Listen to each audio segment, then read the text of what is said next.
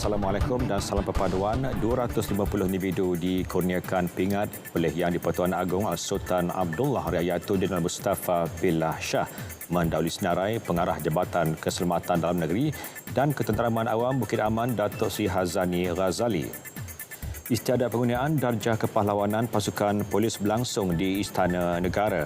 Datuk Seri Hazani dikurniakan darjah Panglima Gagah Pasukan Polis PGPP. Darjah sama turut dianugerahkan kepada Pengarah Jabatan Siasatan Jenayah Komersial Bukit Aman, Datuk Seri Muhammad Kamaruddin Madin dan Pengarah Jabatan Siasatan dan Penguatkuasaan Trafik Bukit Aman, Datuk Seri Mat Kasim Karim. Pada istiadat itu, Seri Paduka berkenan menggunakan darjah Panglima setiap pasukan polis kepada 46 penerima, pahlawan pasukan polis 62 penerima, kesatria pasukan polis 5 penerima, bentara pasukan polis 133 penerima dan seorang penerima pingat keberanian polis. Raja Pemesri Agong Tunku Hajah Azizah Aminah Maimunah Iskandariah turut berangkat ke istiadat itu. Turut hadir Timbalan Menteri Dalam Negeri Datuk Seri Dr. Syamsul Anwar Nasarah, Ketua Polis Negara Tan Sri Akil Sani Abdullah Sani dan Timbalan Ketua Polis Negara Tan Sri Razaruddin Husin.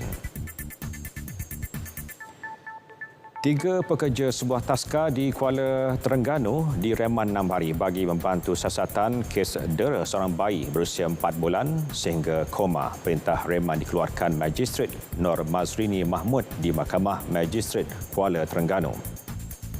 Ketua Polis Terengganu Datuk Rohami Mat Isa mengesahkan kesemua suspek ditahan petang semalam. Rabu lepas, seorang bayi berusia 4 bulan koma dipercayai akibat didera pengasuh di sebuah pusat jagaan kanak-kanak berdaftar di Batu Buruk. Mangsa koma selepas mengalami kecederaan serius termasuk pendarahan otak dan retak pada tempurung kepala. Pihaknya menerima laporan daripada bapa mangsa yang mendapati bayinya dalam keadaan lemah dan kesakitan.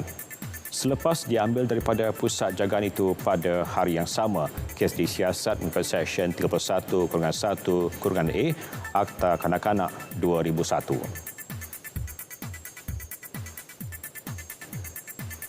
Kedai roti canai popular di Jalan Transfer Georgetown yang diarah tutup atas faktor kebersihan sebelum ini kembali dibuka. Pengoperasian semula dibuat selepas kerja-kerja pembersihan dilaksanakan.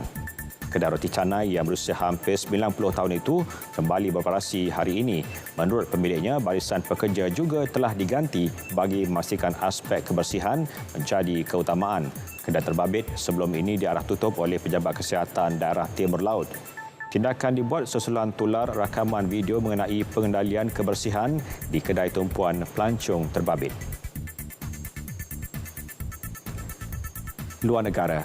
Presiden Brazil Luiz Inácio Lula da Silva berjanji untuk mengenal pasti dan mempertanggungjawabkan kumpulan yang terlibat menceroboh bangunan kerajaan di Brasilia Ahad lepas. Beribu-ribu perusuh yang enggan mengakui kekalahan bekas Presiden Jair Bolsonaro dalam pilihan raya baru-baru ini menyerbu Kongres, Mahkamah Agung dan Istana Presiden Brazil.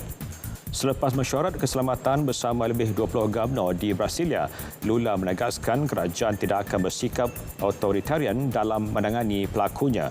Pihaknya akan menyiasat perkara itu termasuk individu yang membiayai serbuan berkenaan.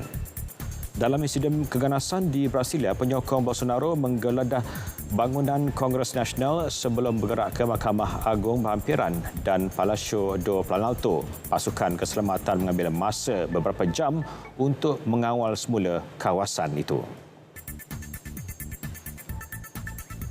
Sekian berita Semasa 3. Assalamualaikum dan salam perpaduan.